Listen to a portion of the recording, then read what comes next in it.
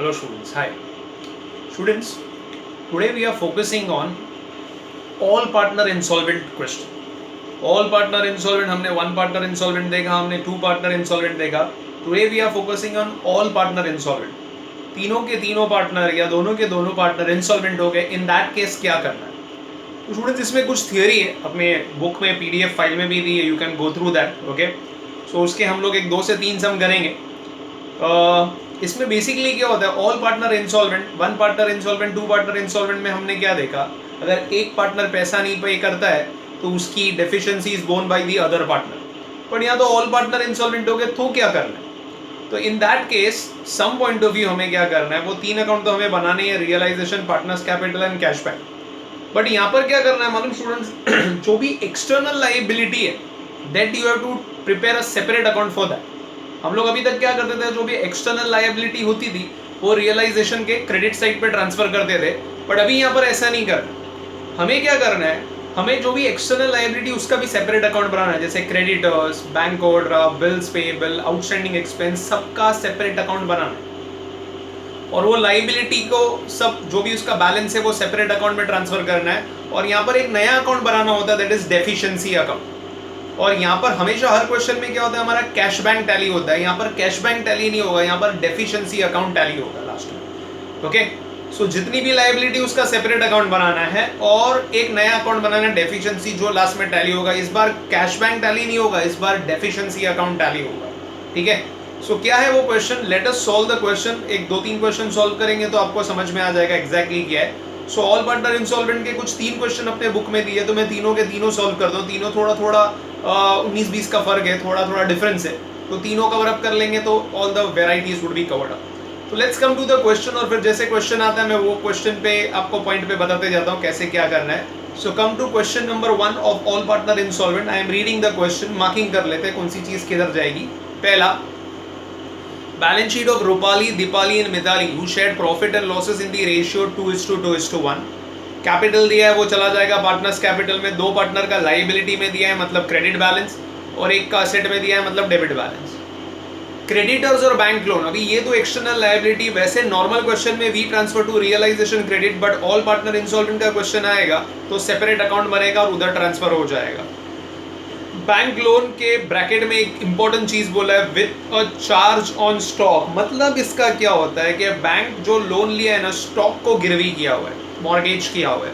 Okay, it means as and when the stock is sold, तो उसका जो भी पैसा आएगा पहले बैंक लोन पे पेमेंट होगा. जैसे एग्जांपल, जैसे हम हाउसिंग लोन लेते हैं तो हमारा घर के पेपर्स बैंक के पास हो जाते हैं, तो एज एंड व्हेन जब भी घर बेचेंगे तो सबसे पहला पैसा किसको देना पड़ेगा, बैंक की लोन, हाउसिंग लोन है उसको रीपेमेंट करना होगा, तभी जाके हमारे ओरिजिनल पेपर हमको वापस से मिलेंगे. तो यहाँ पर भी कुछ ऐसा ही है कि कल उठकर स्टॉक बेचोगे तो सबसे पहले पैसा किसको जाएगा, बैंक लोन को जाएगा. तो उसका मतलब ये होता है चार्ज अगेंस्ट स्टॉक. उसके बाद असेट साइड में fix assets, goodwill, stock, bank balance और एक पार्टनर का कैपिटल दिया डेबिट बैलेंस. तो वो असेट तो सब रियलाइजेशन डेबिट में जैसे हम डालते हैं वैसे ही करना है. कैपिटल जो डेबिट बैलेंस दिया डेबिट साइड पर आ जाएगा. On the above daily, the firm was dissolved and the asset realized as under. Okay, fixed asset was sold for 1,80,000, stock was realized 1,04,000, realization expenses 6,000. Okay, asset realize करेंगे तो वही entry, cash bank to realisation. Liability कुछ पे करेंगे, जैसे कि अभी realisation expense पे कर रहे हैं, कुछ नहीं बोला, फर्म पे कर रही है, realisation to cash bank. Assuming that all partners are insolvent. Sir हमको कैसे पता चलेगा all partner, बोलेंगे क्वेश्चन में बोलेंगे स्टूडेंट्स. ओके, तो यहाँ पर जैसे बोल दिया ऑल पार्टनर इंसॉल्वेंट, मतलब सीधा दिमाग में क्लिक क्या होना चाहिए, लायबिलिटी का सेपरेट अकाउंट बनेगा और डेफिशिएंसी एक नया अकाउंट बनेगा, और यहाँ पर टैली क्या होगा, डेफिशिएंसी होगा. चांस कम है एग्जाम में आने का ऑल पार्टनर इंसॉल्वेंट का, but you never know. Okay, so let's be prepared for that. So अभी यहाँ पर देखिए कौन से अकाउंट बनेंगे students. Realisation, partners capital, cash bank. 2 liability, creditors और बैंक लोन, सेपरेट अकाउंट बनेगा, और एक नया अकाउंट जो बनेगा वो है deficiency account. Okay, so heading दे दो in the books of form, फटाफट इतना फॉर्मेट बना दो and let us start the question. तो वैसे ही पहले बैलेंस शीट एम्प्टी करते. ओके, जो पॉइंट जब जैसे आते जाता है आई एम एक्सप्लेनिंग यू. सो सबसे पहले तो कैपिटल, तो 2 पार्टनर का क्रेडिट बैलेंस है तो क्रेडिट साइड पर चले जाए स्टूडेंट्स. आज इधर बनाया हूँ partners capital. So by balance brought down और एक पार्टनर का डेबिट बैलेंस है तो पहले से लिख ही लेते, ठीक है। सो Rupali and Deepali 60 and 40.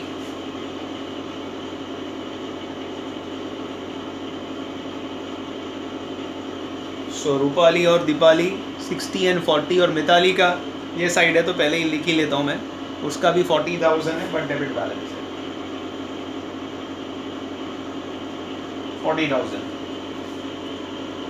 Creditors and bank loan separate account बनाया, जैसे मैंने आपको बोला लायबिलिटी है वो क्रेडिट बैलेंस, क्रेडिट साइड पर आ जाएगा स्टूडेंट्स.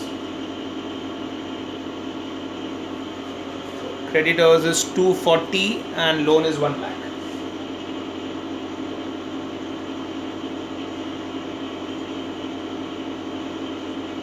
सो लायबिलिटी साइड हो गया पूरा एमडी. एसेट साइड पर आ जाए, fix asset, goodwill, stock.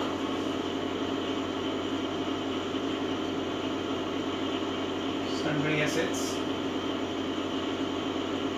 Fix asset, goodwill, stock. Value कितना दिया? 2,18,000.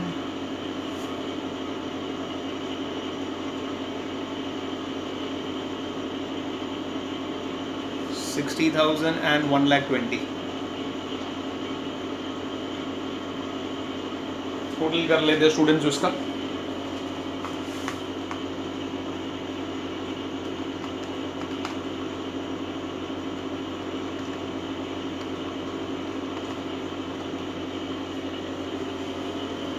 $3,98,000 आ रहा है.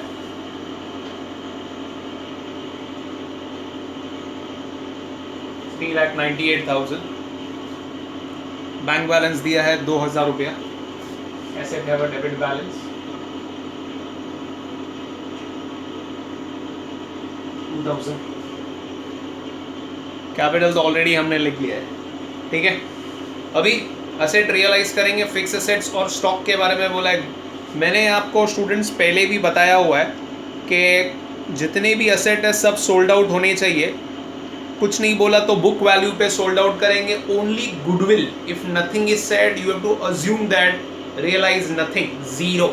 तो यहाँ पर गुडविल के बारे में कुछ नहीं बोला तो रियलाइज नथिंग. बाकी कोई एसेट के बारे में कुछ नहीं बोलते तो we always do at the book value. Okay, तो ये चीज आप याद रखो. तो यहाँ पर फिक्स एसेट और स्टॉक रियलाइज हो रहे. So entry would be cash bank account debit to realisation.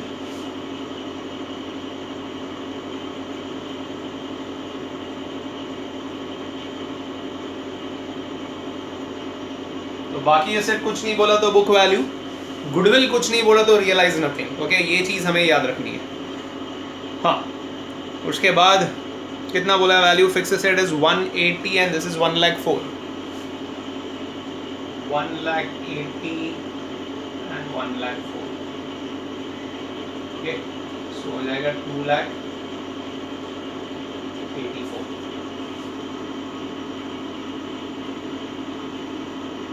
2,84,000.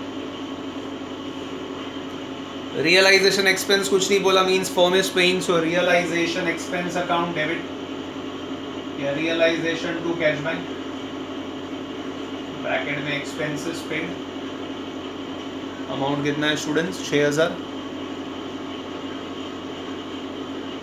6,000.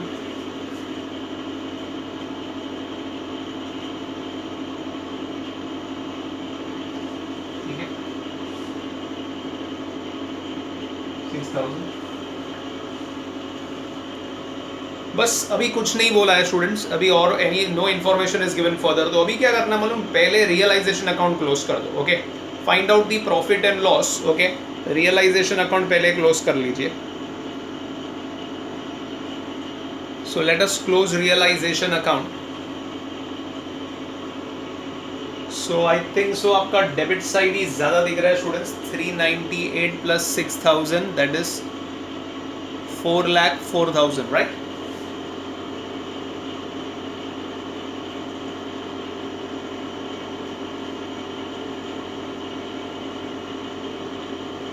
By loss of realization. Distributed between the 3 partners. क्या नाम है स्टूडेंट्स उनके? Rupali, Deepali, Mitali.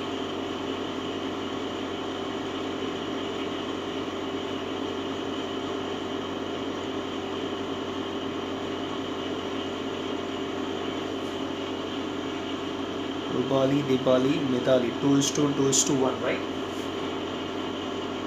2/5, 2/5. So 4,04,000 minus 2,84,000.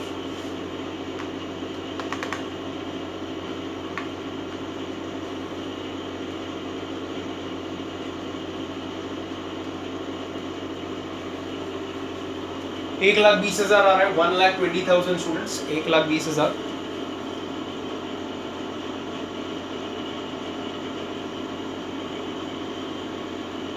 So 1,20,000.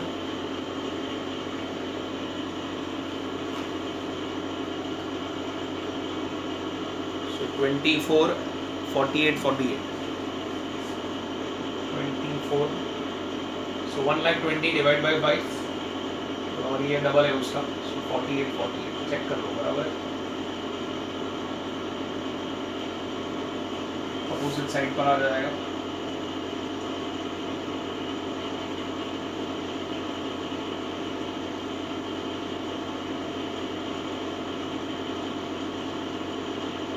अभी वन पार्टनर इंसॉल्वेंट होता था तो हम लोग वो वर्किंग नोट करते थे स्टूडेंट्स. ओके, जिसमें the deficiency of the insolvent partner was borne by the solvent partner. वो 2 एंट्री पास करते थे जितना पैसा लाया और वो इंसॉल्वेंसी वाला बराबर. बट यहाँ तो ऑल पार्टनर इंसॉल्वेंट है, मतलब कोई किसी का भरपाई कर ही नहीं पाएगा.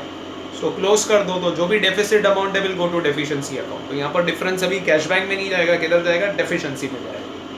That is the difference. Okay, इसका तो ये साइड ज़्यादा दिख रहा है 60.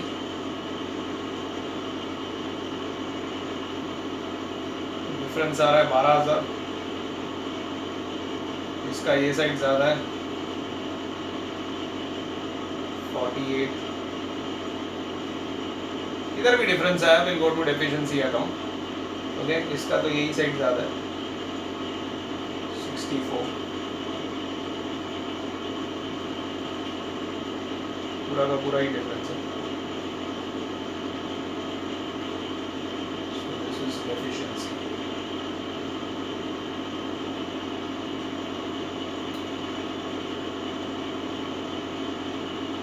अपोजिट साइड पे चला जाएगा डेफिशिएंसी में. दीपावली कैपिटल, मिताली कैपिटल,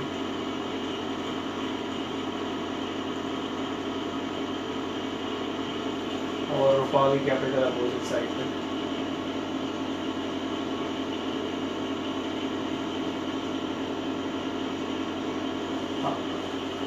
अभी ये पहले स्टूडेंट्स आपको ये लायबिलिटी अकाउंट क्लोज करना होगा. बैंक लोन के बारे में तो बोला था कि भाई स्टॉक बिकेगा तो पहले पैसा इधर चला जाएगा. तो स्टॉक हमने सोल्ड आउट किया है और स्टॉक कितने में गया? 1,04,000. और बैंक लोन कितनी चुकानी है? 1 लाख. तो आराम से पेमेंट हो जाएगा. तो एक काम करेंगे, तो यहाँ पर जो भी कैश है तो पहले तो हम लोग एक काम करते, वो बैंक लोन के अगेंस्ट में पे कर देते. ओके, तो बैंक लोन 1 लाख है तो पूरा का पूरा 1 लाख सेटल हो जाएगा. बिकॉज स्टॉक के अगेंस्ट में वो क्या था? Okay, it was mortgaged against stock. मतलब as and when the stock is sold we have to pay towards bank loan. तो आराम से पे करेंगे. 1 लाख चाह रहा है या 1 लाख ही देना है. सो ये पूरा का पूरा सेटल हो जाएगा इन अदर वर्ड्स. अब जो अवेलेबल कैश है that will be paid against creditors. Okay, क्योंकि बैंक लोन तो मॉर्गेज थी अगेंस्ट स्टॉक. तो स्टॉक का जो भी पैसा आएगा, हाँ अभी दिमाग में आपके आ सकता है क्वेश्चन, सर अगर कम होता तो कम होता, जितना होता उतना जाता था खाली स्टॉक का. फिर जो बच जाता था वो डेफिसिट, तो वो डेफिशिएंसी में जाता था. बट सिंस लोन 1 लाख रुपया है और पैसा 1,04,000 आया हुआ है स्टॉक का, तो आराम से सफिशिएंट इतना पैसा है कि आराम से लोन पूरी सेटल हो सकती. तो कर दिया. अगर इनसफिशिएंट होता तो जितना आता स्टॉक का वो पे करता था और बाकी का जो बचता वो डेफिशिएंसी में ट्रांसफर होता था. Is that clear? तो यहाँ पर आराम से पेमेंट हो गया तो लोन तो सेटल हो गई. अब क्रेडिटर्स को सेटल करेंगे तो हमारे पास अवेलेबल कैश कितना है वो देखना होगा students. Okay, so 2,86,000 is the heavy total.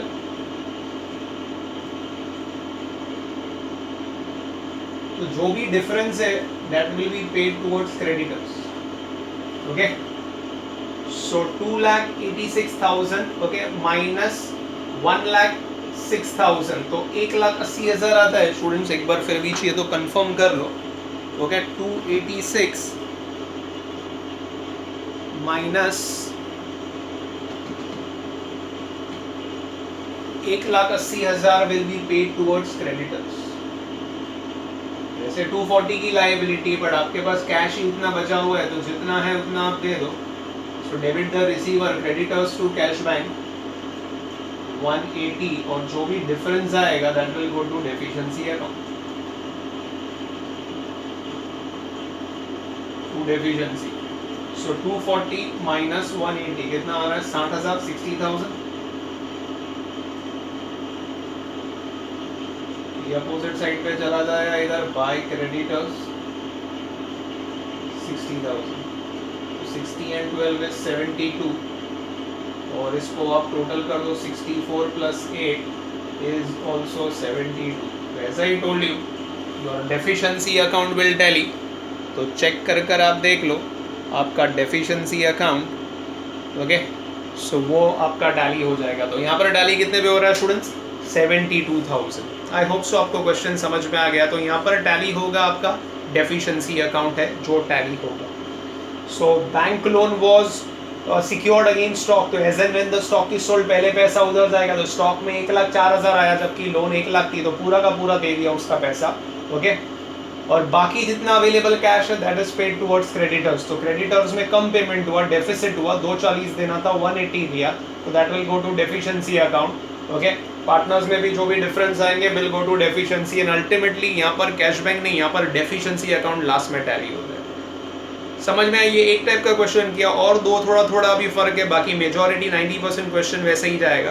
तो let us solve 2 more questions तो आपको ग्रिप आ जाएगा अच्छी तरीके से. फटाफट ये लिख लो स्टूडेंट्स एंड एक रूलिंग फॉर्मेट रेडी करके रखो.